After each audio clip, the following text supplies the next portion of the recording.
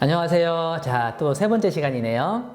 이번 시간에는 이 참여예산 어떻게 진행되는지 구체적인 우리 남양주 경기도 프로세스 중심으로 한번 설명을 드려볼게요. 자, 남양주 주민참여예산 제도 이걸 하는데 항상 법적인 근거가 있죠.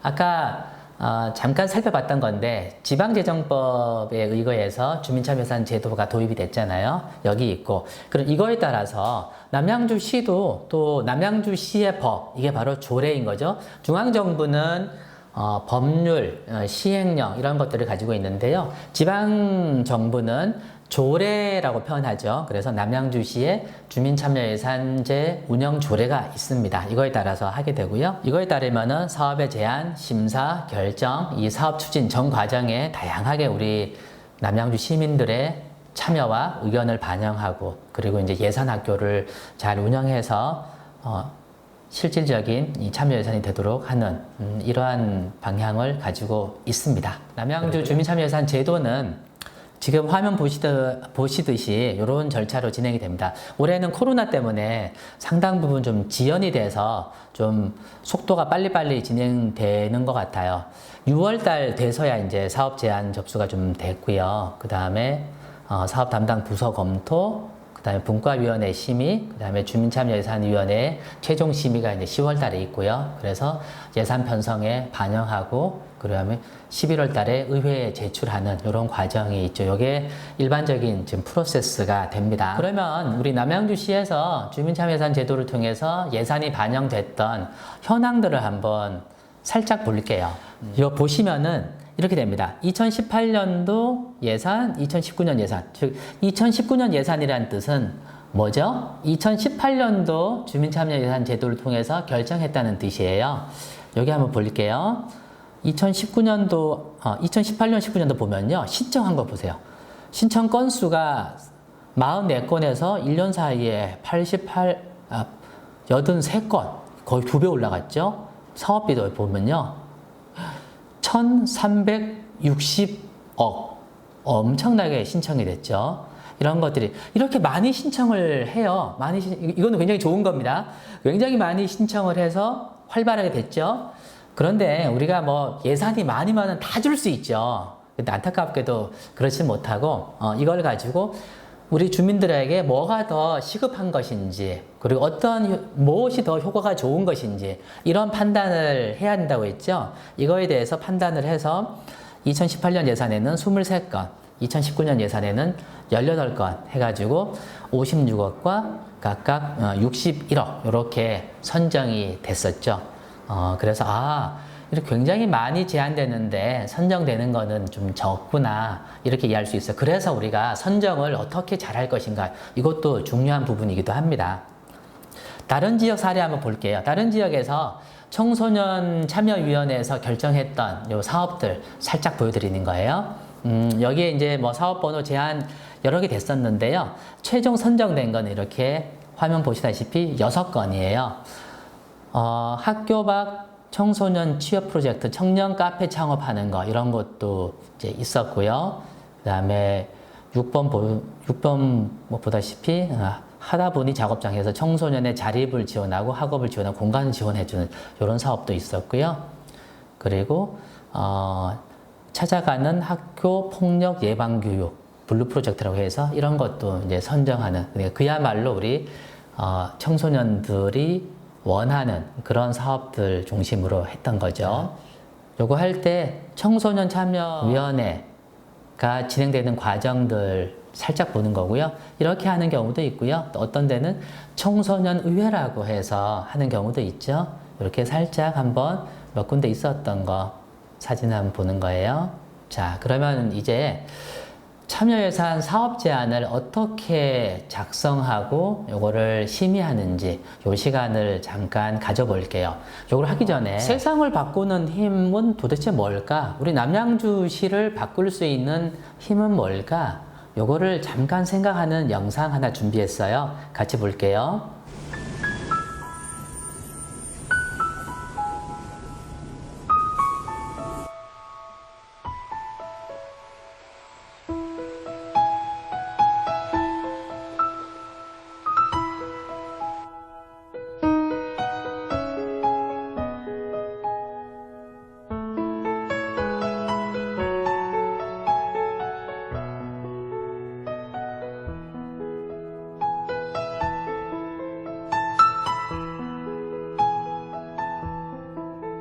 네, 저는 희생이라고 생각합니다. 신뢰라고 생각합니다.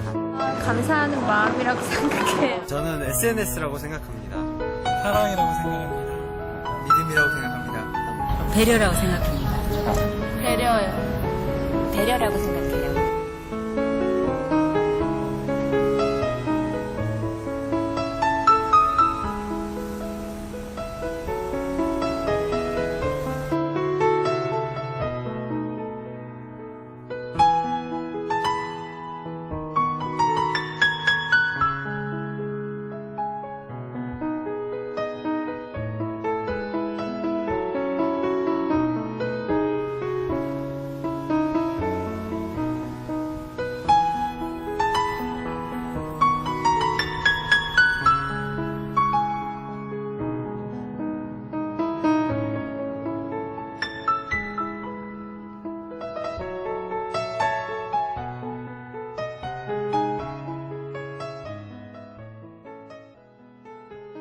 저는 정직이라고 생각합니다. 사랑이라고 생각합니다. 자기의 목소리를 낼 수 있는 용기?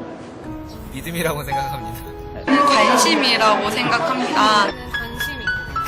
관심이요.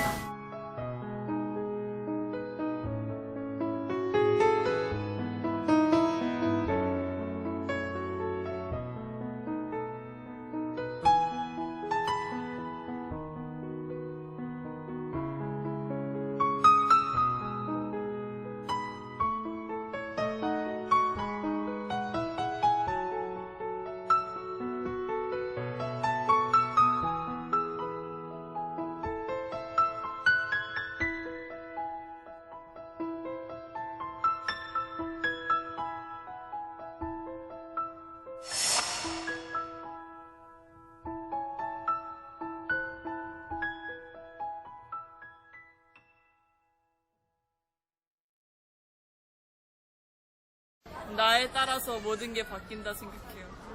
나라고 생각해요. 자기 자신을 믿고 살아가는 힘, 그게 세상을 바꿉니다.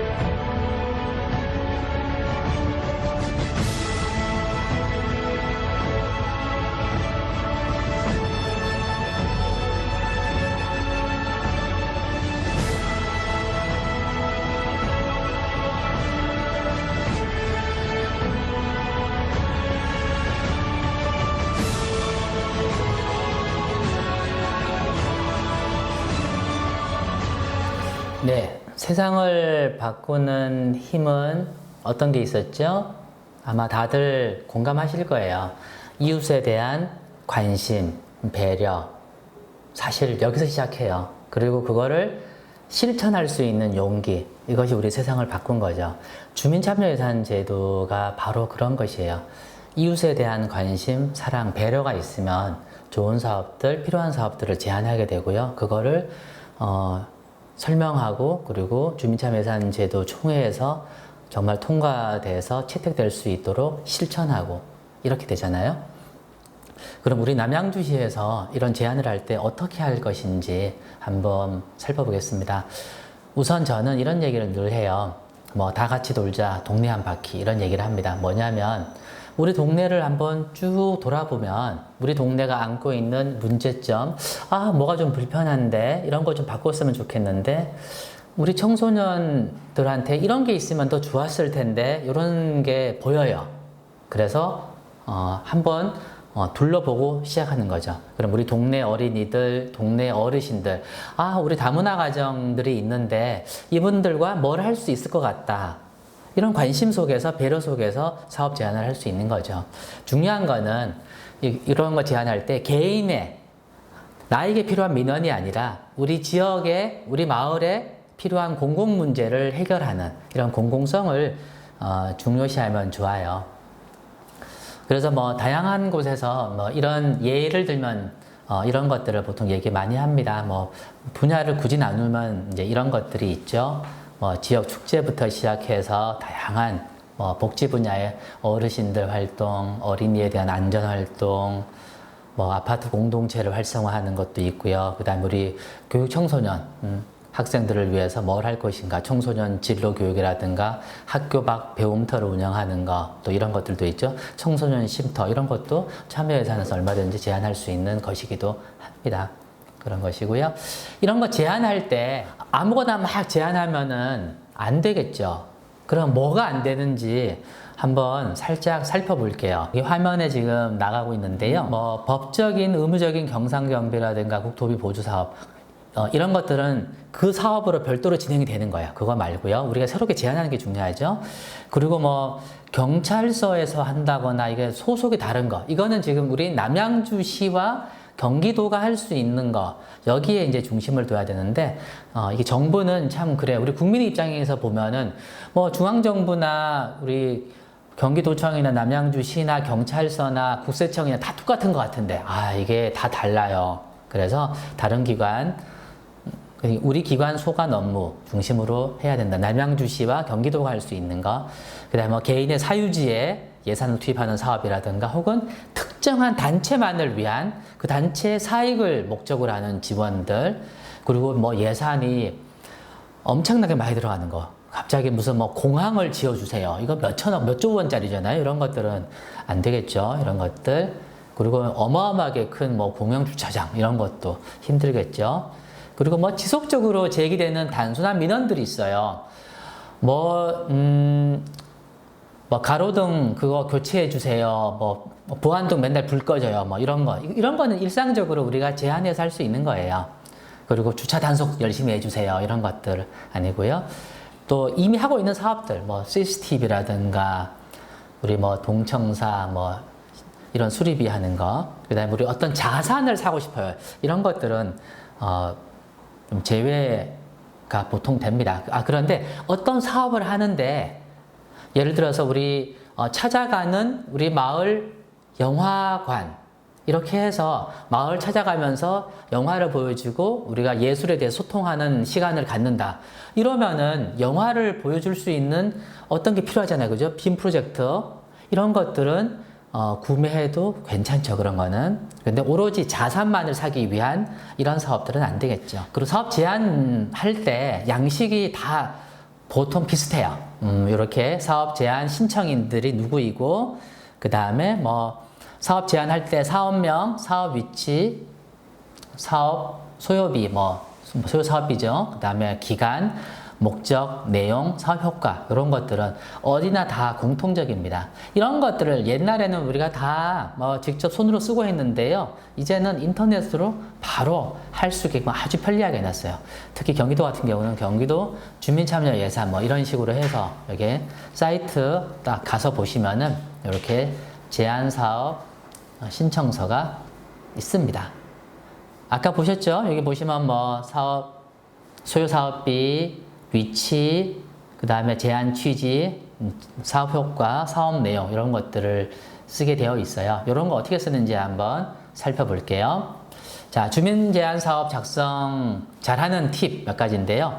사업명을 쓸 때 주민들이 사업을 분명히 잘 알 수 있도록 쓰는 게 되게 중요해요. 왜 그러냐면 어떤 분들은 이 사업명에다가 아름답게 쓰려고 하는 게 있습니다.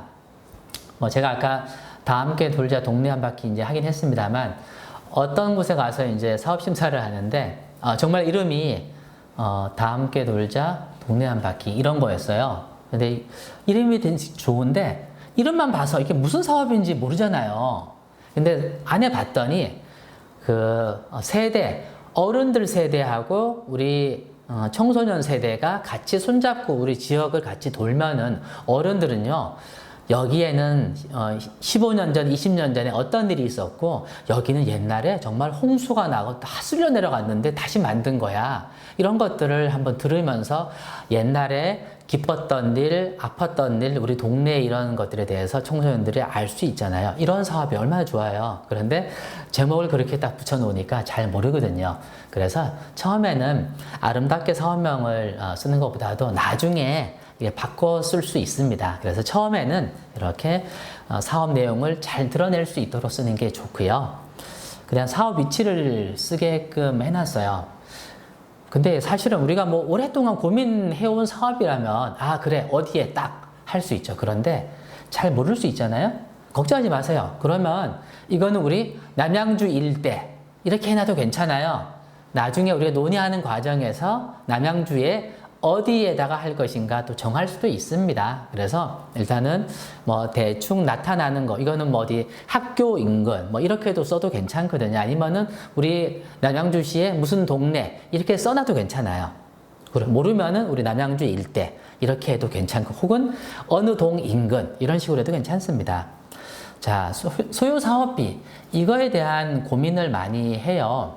그런데 내용만 명확하면 사실은 쉬워요. 그리고 정말 이거 모르겠다 그러면은요, 요거는 빈칸으로 놔두는 경우도 많이 있어요. 왜냐하면 사업 내용만 좋으면 이 사업에 얼마가 들어가는지는요, 누가 가장 잘 알아요? 결정만 해주면 공무원들은요, 기가 막히게 이거를 채웁니다. 그래서 이거를 얼마를 해야 될지 뭘 해야 될지 이거 생각하느라고 너무 고민하지 마세요. 근데 통상 보면은 교육을 하든 뭐 프로그램을 운영하든 뭐 사업을 하든 시설을 하든 이렇게 대충 그림이 나오기 때문에 금액이 얼마인지 보통은 잡힙니다. 그런데 이게 정확하지 않아요. 근데 정확하지 않은 거 써도 괜찮습니다. 나중에 이거를 다시 심의하는 과정에서 다시 조정을 충분히 할 수 있는 부분이고, 적은 거는 더 키울 수도 있고, 이제 많이 책정된 거는 좀 적당하게 합리적으로 조정해서 줄일 수도 있고 그렇습니다.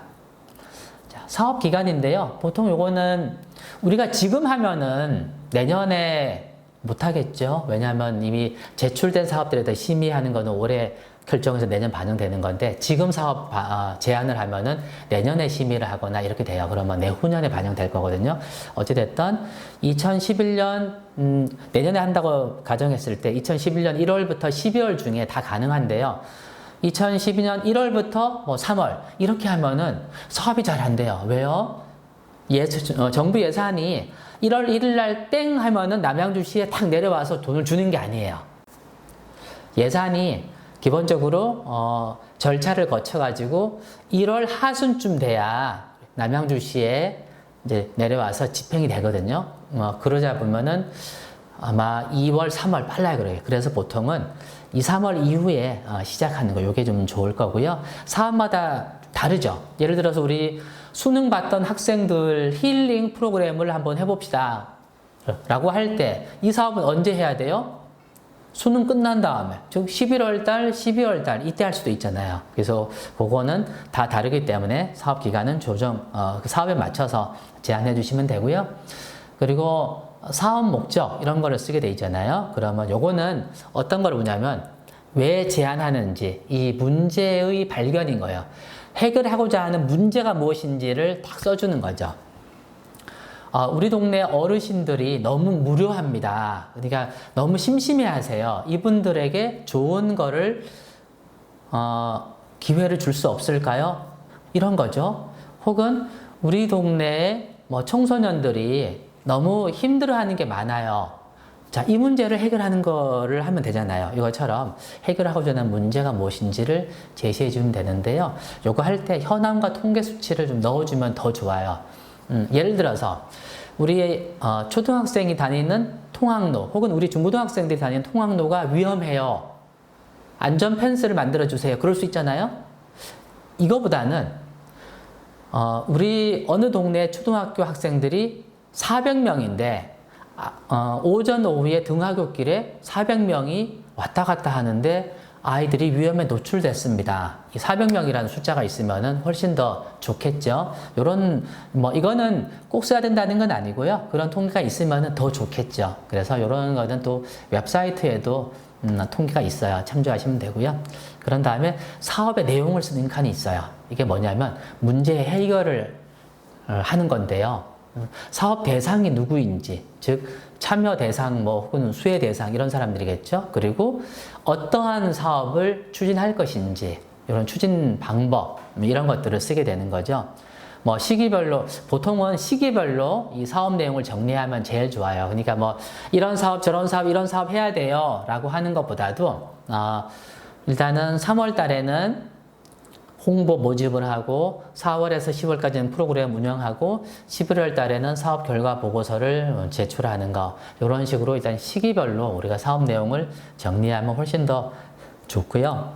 그리고 사업 효과를 쓰게 되어 있는데요. 여기는 기대 효과를 쓰면 돼요. 이런 사업을 했을 때 어떠한 변화된 모습이 있을 것인가를 보여주면 돼요. 그리고 기왕이면은 숫자로 쓰여지면은 더 좋아요. 그러니까 이 사업을 해서 우리 초등학교 학생 400명이 더 안전해졌어요. 이러면은 사업 효과가 더 잘 드러날 수 있겠죠. 이런 거 있고요.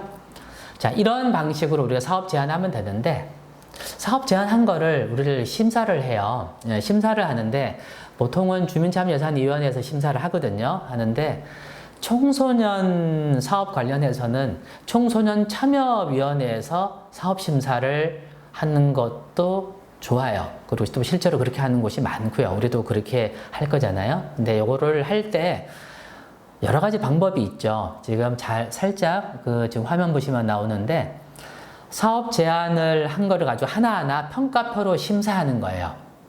어떤 평가표로 심사하는 거냐면은 이거 살짝 보여드릴게요. 자, 이런 표예요. 이 사업 제안 평가표. 필요성, 시급성, 공공성, 효과성, 목표 달성도, 수혜 대상, 성평등, 뭐 사업비 적정성, 이런 거를 봐서 매우 그렇다, 그렇지 않다, 뭐 이렇게 점수를 매겨서 하는 거죠. 굉장히 힘들죠. 하지만 이제 뭐 섬세하게 접근할 수 있는 방식이긴 한데, 이렇게 하는 방법도 있어요. 그런데 저는 이런 방법을 권하지는 않아요. 우리가 이런 주민참여예산 사업을 제안하고 심사하는 과정이 재미있고 축제처럼 돼야 되거든요. 그러니까 이건 무슨 뭐 평가하고 점수 매기듯이 하면 재미도 없어지고 또 부담도 되고 그래요. 근데 그렇게 하지 않고 이런 것도 되죠. 스티커 붙이기. 그래서 우리가 다 같이 모여있는 공간에서 스티커를 붙이는데, 그러려면 몇 가지 판넬을 만들어야겠죠? 일단 뒤에서 제가 다 보여드릴게요. 스티커를 할 때, 한 사람당 한枚씩 주면은 문제가 생겨요. 어떤 문제요? 본인이 제안했던 거나 본인 동료들이, 친구들이 제안했던 거, 혹은 우리 동네에서 제안한 거를 붙이게 돼요. 그러면 안 되겠죠. 그러면 숫자 많은 동네가 유리할 수 있겠죠. 그래서 2표나 3개씩 줘요. 그렇게 되면은 1개는 본인 거를 붙일 수도 있고요. 나머지 2개는 다른 곳에 주게 되겠죠. 그러면 아무래도 우리 동네, 우리 남양주시에 보다 더 필요한 거, 우선순위가 정해질 수 있습니다. 그런 게 있고요. 또 어떤 경우는 이렇게 총점만 딱 매기는 거, 이게 사업이 10개 있으면은 거기에 총점만 매겨서 하는 거, 혹은 어떤 경우는 이제 순위만 매기는 건데요. 순위 매기는 것도 있지만은 스티커를 붙여서 순위 매기는 경우도 많습니다. 이렇게 하고요. 또 온라인 투표하는 거, 또 이런 거 지금 많이 하고 있죠. 그리고 이 중에 몇 가지를 섞어서 하는 경우, 이거는 우리가 정하면 되는 거예요. 정해진 건 없습니다. 우리가 정해서 하면 되니까요. 그래서 스티커 붙이기, 온라인 투표하기, 이게 이 2가지가 사실 보편적으로 많이 쓰이는 거고요. 선정할 때는 뭐 타당성, 시급성, 공공성, 효과성, 이런 정도로 해서 우리 지역에 맞는 뭐 3개에서 많으면 5개 정도 이렇게 정해서 해주시면 돼요. 자, 몇 가지 사진을 좀 보여드리고 이번 시간 마칠게요. 요거는 실제로 경기도의 어떤 지역에서 주민참여예산 회의를 하고 있는 모습이에요. 있고요. 그리고 어떤 지역인데요. 여기는 판넬 좀 보실래요? 사업을 8가지를 제안을 했고, 제안한 거에 대해서 이 주민참여예산 위원들이 스티커를 붙여가지고 무엇이 가장 많이 나왔는지 이렇게 정하는, 이런 거 되겠죠. 그리고 또 어떤 지역은 이것처럼 사업 하나하나를 이렇게 판넬로 만들어 가지고요, 사람들이 가장 많이 모이는 공간, 공원이라든가 혹은 뭐 횡단보도도 괜찮아요. 이런 데도 있고, 혹은 시청이라든가 동주민센터 여기다가 이렇게 전시해 놓으면 사람들이 이렇게 붙이고요. 그리고 이 사진 보시면은 비슷하죠? 어떤 걸 만들어 가지고 이렇게 사람들이 많이 통행하는 곳에 이런 판넬을 만들어가는 과정이 또 주민들도 재밌어 하고요. 또 이렇게 밖에 나가서 전시해 놓으면서 주민들이 스티커로 붙이는 것도 참여와 소통의 과정, 또 홍보의 과정이 되거든요. 이런 것들을 하면 좋겠습니다. 자, 이번 시간에는 이렇게 하고요. 다음 시간에 마지막으로 실제로 주민참여예산 사례를 가지고 우리 지역을 바꿨던 그런 다양한 모습들을 좀 보여드릴게요. 안녕히 계세요.